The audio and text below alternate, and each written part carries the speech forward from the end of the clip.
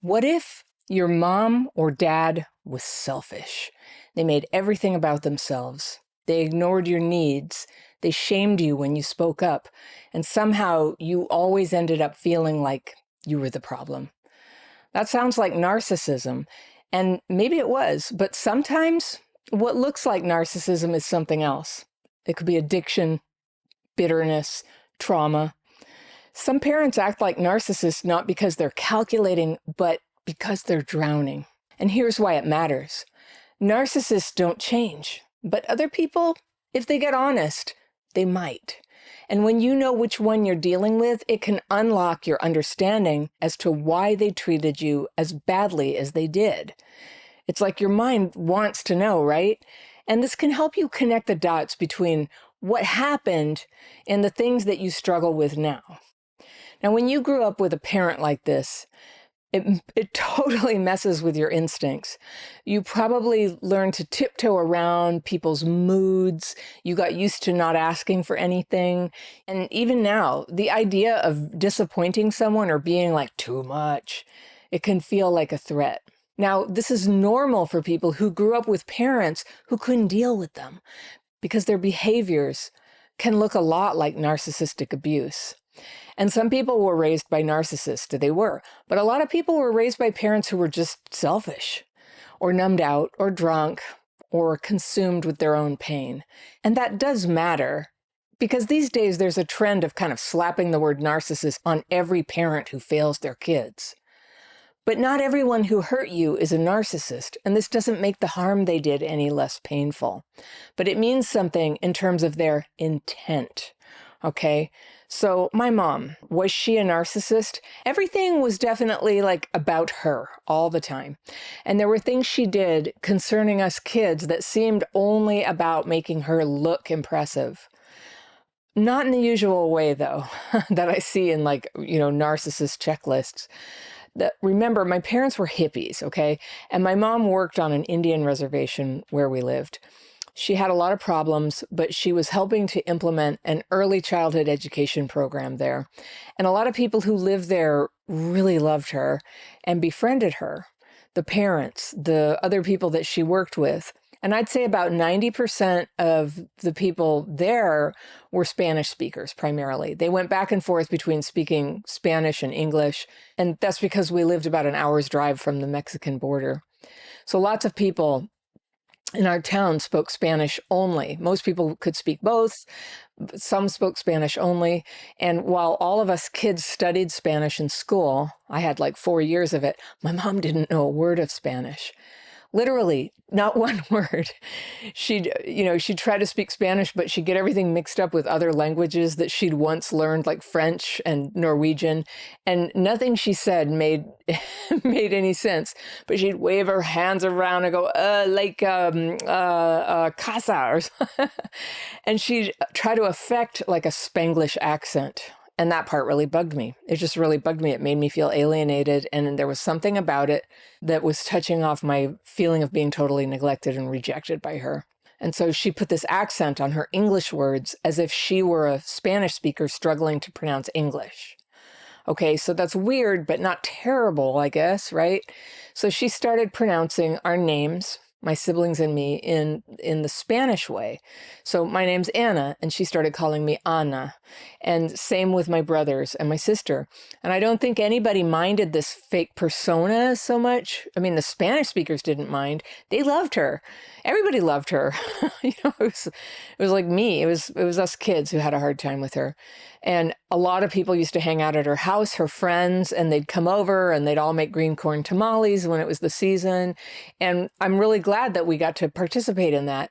And when she died, our house was stuffed with people. She had made so many friends.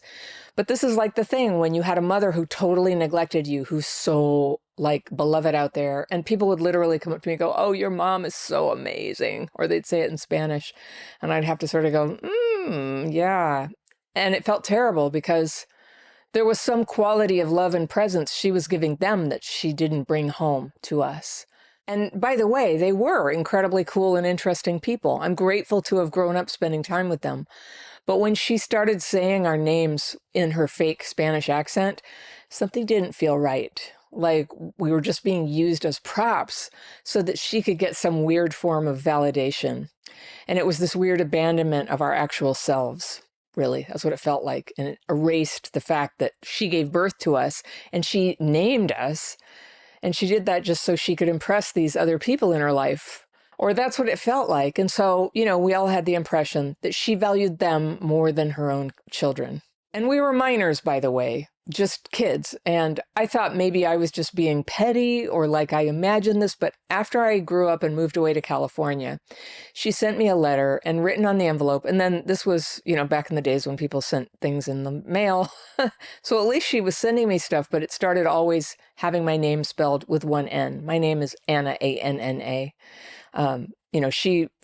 Her family's from Norway. It's the Norwegian way of spelling it. And in fact, when I was very little, she had a whole thing that she wanted to pretend that she was Scandinavian and she would affect that accent and call me Anna Maria.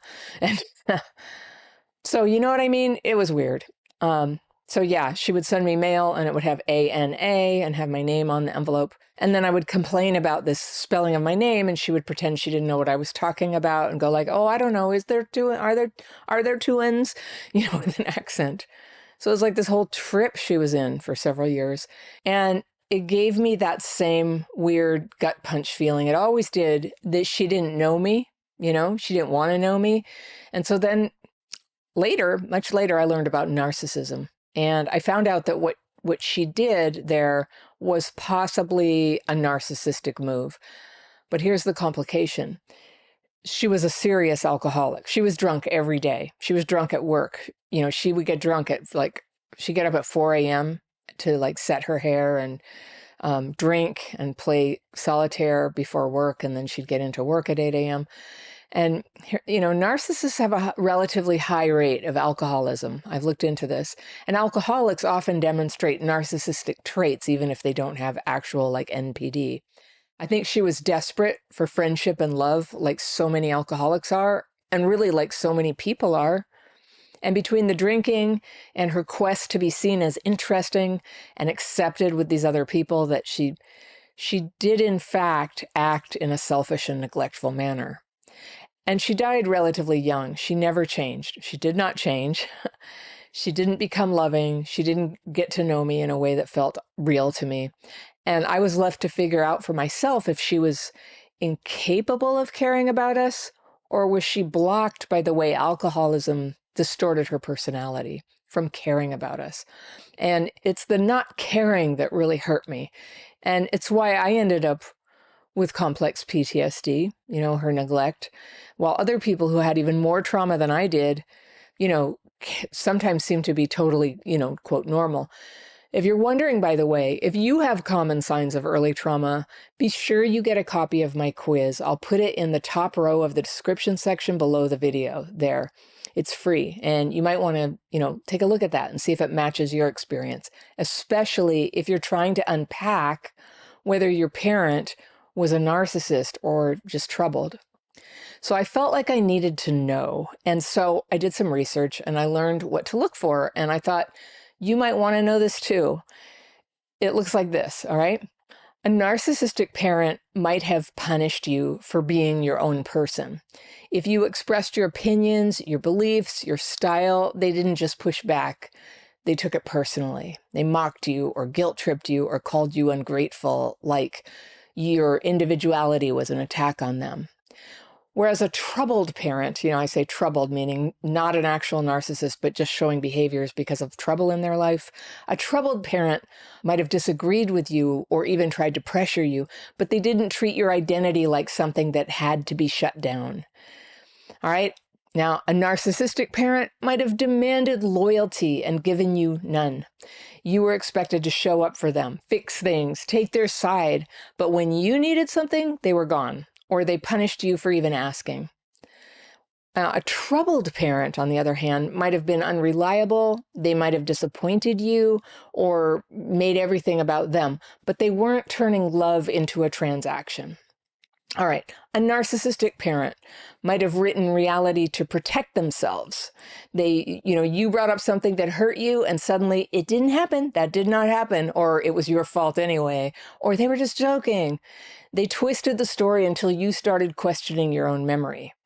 A troubled parent, on the other hand, might have avoided hard conversations. They might have minimized things, but they didn't erase it to make themselves the hero or the victim. Okay, here's another difference. A narcissistic parent might have reacted to your emotions with disgust or rage. When you cried, they got irritated.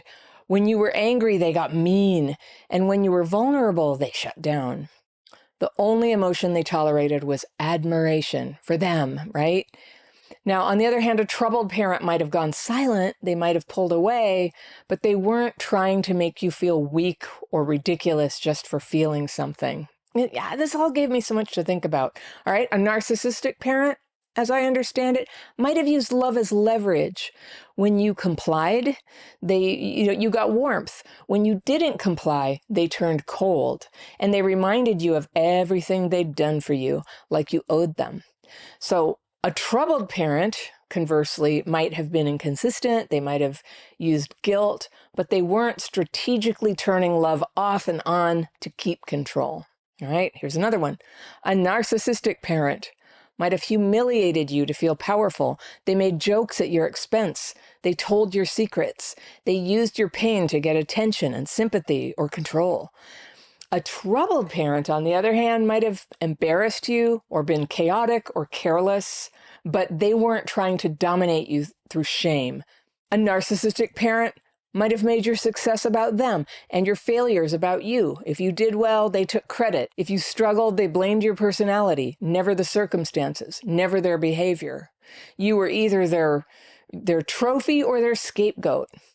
Now, a troubled parent in that situation might have made things about themselves sometimes, but there were flashes of pride for your sake, not just theirs. So if your parent acted narcissistic, it's normal to want to figure out what exactly was wrong with them.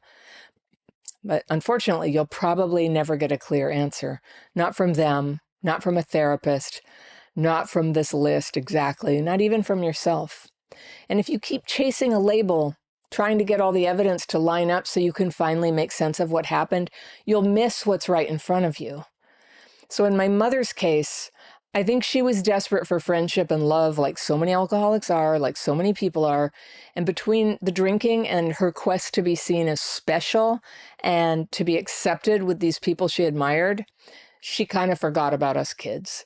But she wasn't trying to annihilate us. She had narcissistic traits, but I don't think the label narcissist sums up who she was. I may never know. I don't know. She's been gone for over 30 years.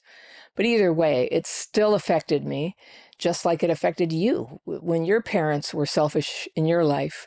And healing now means focusing here, not getting stuck chasing a diagnosis for other people, because whatever it is, it doesn't change you. Your healing is going to be centered on you, on the parts of you that still get triggered in relationships where you want to hide your feelings or fight to be loved, or you keep finding yourself with friends and partners who don't get you. And this is where the healing is needed, and you can do it. If I can do it, you can do it. And if you want to know how I did it, I created a whole course with my radical but simple approach to healing. It's called Healing Childhood PTSD. Something like 14,000 people have taken this course. And if you want to check out the course, you can find it down in the description section below this video. You'll need to click the link that says more. Can you see that below the video? A couple of links and then the word more. You click that word and bloop, the whole thing opens up for you. And there you'll find links to the oodles of things that I have for you. Some free, some are paid. Now, if your parent was narcissistic, they're probably never going to change. And if they were just troubled, they still might not change. But either way, you don't have to keep your healing on hold until they become somebody else, because you're free now. And with great freedom, as who is it, Yoda says, comes great responsibility. It'll be tempting to fall back into a, them focus. What was wrong with them? What did they do? But everything good in your life needs your focus back here, where you are right now, where you have all the capacity you need to become whole and happy and real. If you like this video, I've got one that you're going to love right here, and I'll see you very soon. Today, what's happening is your own behavior. And the worse you were hurt back then, the more likely it is that you have a pattern of hurting yourself now.